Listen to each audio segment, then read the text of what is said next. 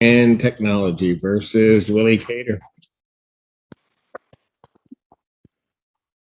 Good morning, Your Honor. Willie Case. Good morning, Your Honor. Ron Ruark for the plaintiff. All right. And where are we on this? At the bench trial this morning, Your Honor. Have you guys resolved it or no? We have not resolved it, Your Honor. All right. I'm asking for 1 week adjournment, Your Honor, because from my understanding, I'm not I ain't ignorant to the law or nothing, but the last work that I had got, it said pre-trial on it. And before Mr. Rourke here had got it, I guess he was out of town and he came and asked for adjournment like a day before. And then it went off into this one here. So when I called up here yesterday, the lady said, no, you have a bench trial today. And I'm like, no, the last paperwork I got in, it said pre-trial today. When was that? When we were supposed to come on the 10th, Mr. Rourke had 10th of this month here, but I guess Mr. Rourke was out of town. And he the one that asked for the adjournment. He had called me, got in touch with me and said he's gonna ask for adjournment until because he was out of town and he wouldn't be in court on the 10th. Your Honor, I have the notice to appear in front of me. It's dated October the 12th. It says for non-jury trial today at 9 o'clock. I'm talking about the one before this one. I'm not talking about this one. one. Before that. Yes, sir. Mr. Cater. Uh-huh. One before that, I think, says non-jury trial also. No, it says pre. I'm looking right at it. From the 10th, from September 29th. It says non-jury trial. That we supposed to came on the 10th? It says pre-trial on my paper. Because that's what I know. Where's the paper that says pre-trial? I don't have it on me, Your Honor. I don't have it at all. Because if it came from the court, that didn't happen. Because I'm looking at the copy. I don't know if I do this one in front of me. I'm looking at the copy right here, September 29th that we issued it. Mm-hmm. It says non-jury trial, October 10th, 2023, 9 a.m. Well, that's the next sheet is the stipulation in order to adjourn the trial from the 10th, and it is ordered that this adjourned until following time. This opening says a lot. Willie walks in already confused, thinking today was just a pre-trial. That confusion, it's more than paperwork. It's a reality for so many people navigating court without a lawyer. They're up against strict timelines and rules that don't wait for anyone to catch up. And then we set it for October 24th, 9 a.m. in person. That was the order I signed, and it says on there that the trial in this matter. Oh, well, forgive me for being that day. Hold on, forgive me, because I got more. On October 12th, it's indicating the court then sent a notice, and that notice indicates that this is set for non-jury trial. Only reason I asked that, Your Honor, is because my evidence is in my phone that's broke, and it won't be back to tomorrow. Fix the screen. Like everything I have in that phone from the conversations I didn't have with my landlord of all the repairs that have to be done to say these repairs are not just coming up before, even though you ordered them about the repairs, and then she sent a repair guy over to fix a few little things. But the most important stuff that had to be fixed, the leaking since in the basement and the water coming down and leaking to where my son has all of his stuff downstairs in his little room.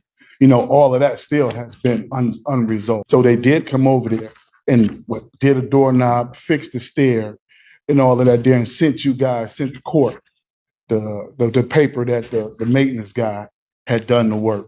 But still, the majority of the work, it hasn't been done. The most important stuff, I could have lived with the doorknob and all of that, but the most important stuff, it's like there's no air or heat that gets upstairs to my house, period. My whole main floor will be like right now, the whole main floor is heated up. You go upstairs when that temperature drop, it's just like you standing outside still. In the summertime, whole main floor has air conditioning to it. You go upstairs, it's like you're outside in the sauna. And I have all of these conversations. Yes, sir. Mr. Creator? Yes, sir. How come you haven't complied with the court's escrow order? With the $1,200? Because I had put $600 in Miss Linda's account. And then before I even put it in the court, and I worked for Ford and we're on strike. My plant, Michigan Assembly, was the first plant to go on strike. You know, so if I have to put something in escrow, I just ask Your Honor to give me 1 week to put it in escrow, but I'm asking just to have get my evidence. I ordered escrow over a month ago. For the 12, you said for the 1,200, am I correct? And I put 6 in her account, and I asked her, can I get it back to put it to the court? So she told me no, because it was already in their account. Because I had put it in when you had ordered the escrow. I put it in her account that day. Your Honor, my client acknowledges a payment of $600. Yeah. The other $600 payment, that check bounced. Because it was $4 short. Now, Mr. Cater owes $14,100 I in don't think rent. that's Hit me hard.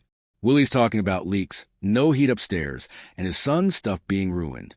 Imagine living like that and still being told you owe thousands in rent. It's easy to judge from the outside, but listen closely.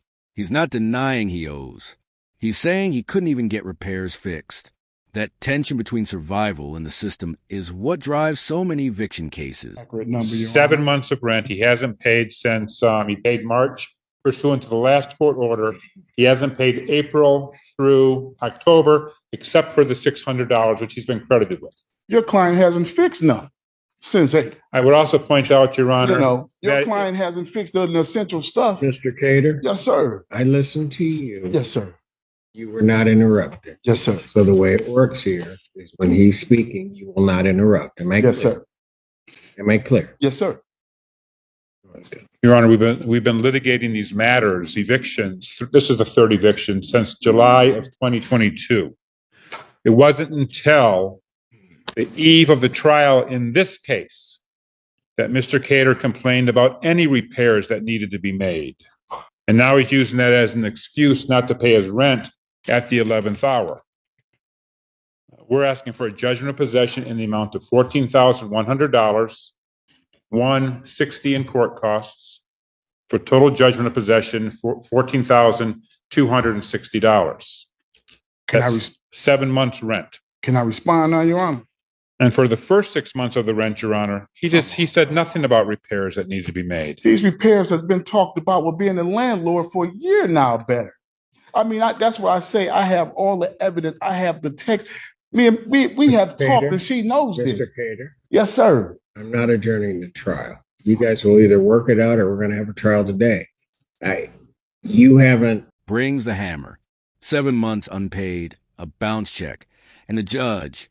You can feel her patience thinning. This is where courtrooms get brutal. Personal struggles meet legal obligations.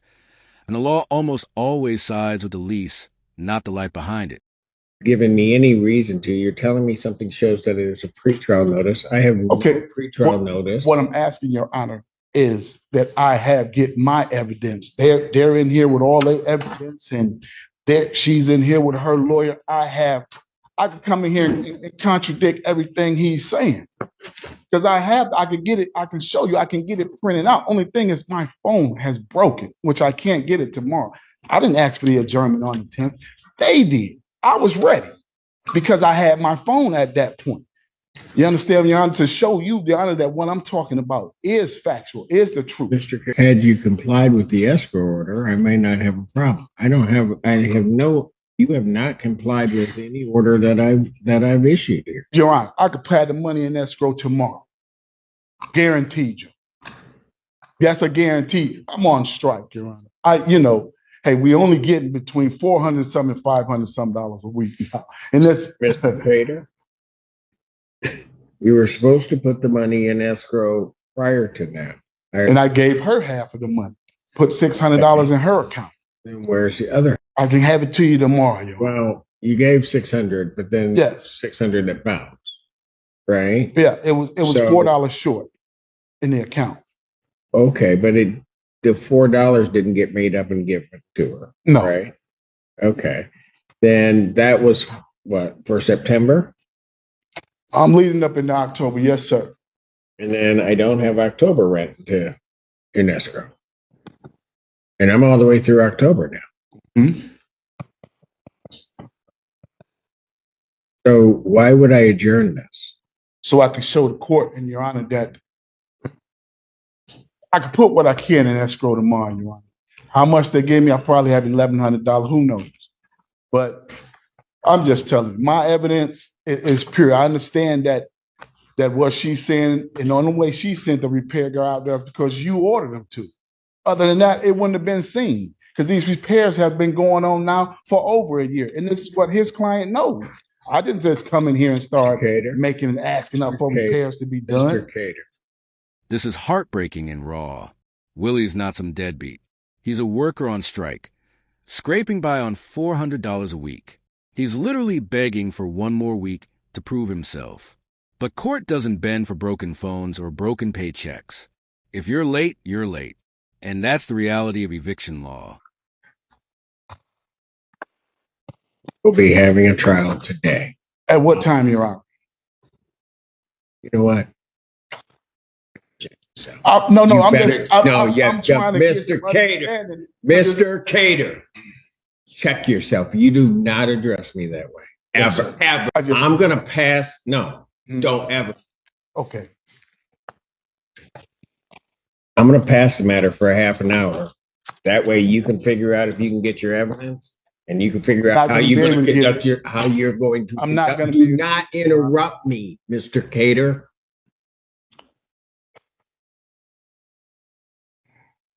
I'm going to handle some of these other matters, figure out how to get your evidence, get it in here. This moment. Wow. The judge shuts him down hard. Do not address me that way ever. It's tense, uncomfortable, but real. Court isn't therapy. It's rules and authority. And sometimes in the middle of desperation, people slip. You can feel his frustration boiling over.